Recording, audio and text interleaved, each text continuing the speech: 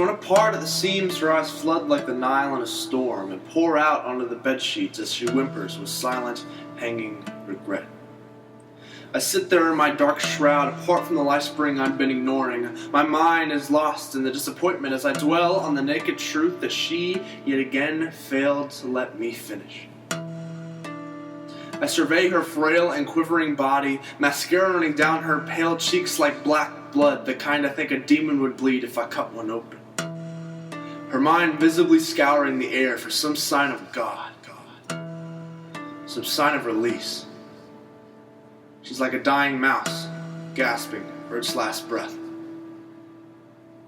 It's sad, really, I tell myself as she scoots closer to me. Her arms wrap around my left as she whispers, "I'm sorry." I utter the words, "It's alright." I sigh from frustration and sit with her, shaking the rest of the night. Staring through a new lens, I have a new perspective on how God sees my sexual immorality. I like to think it's just a fantasy, something that I can indulge in but never let become our reality, but as I put down the kaleidoscope, I behold the actuality.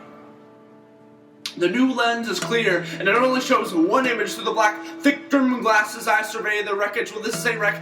Age that in my lifespan, the devil will always leverage against God and continuously remind me that I'm the average. This is just normal. The totality of your animalistic desires and experiences are just the new formal.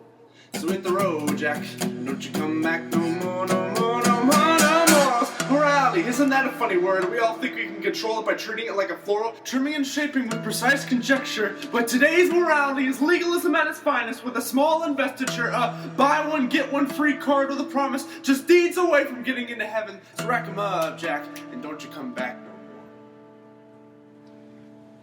At least that's what I've grown up being force-fed. The sum of my manhood was levied with what I did in bed. And if you think I'm a good Christian, then you've been sadly misled. Even the worst of sinners couldn't compete with my red, scarlet transgressions that fester like sores. Age, I choose to drain myself of godliness, and it pours out onto West Palm and Chesapeake's floors, sickening the migrants around me as they stare at the contours of my broken, fragmented faith. Sometimes I like to gather the past images while sitting in a chair, nail them together in a bloody scrapbook of all the sweaty bodies and promiscuous friends that I can recall and scream, "Oh, cursed satisfaction, how I adore you so. You remind me of a girl that I knew back home. Lovely was she with her curves and her groan. I laid with her from time to time in its own leaves for us both to disclose our tone of death and decay that sing ever so sweetly to the demon grinning at the back of the room." She's different now. The girl I knew, she likes the taste of my soul rather than my flesh.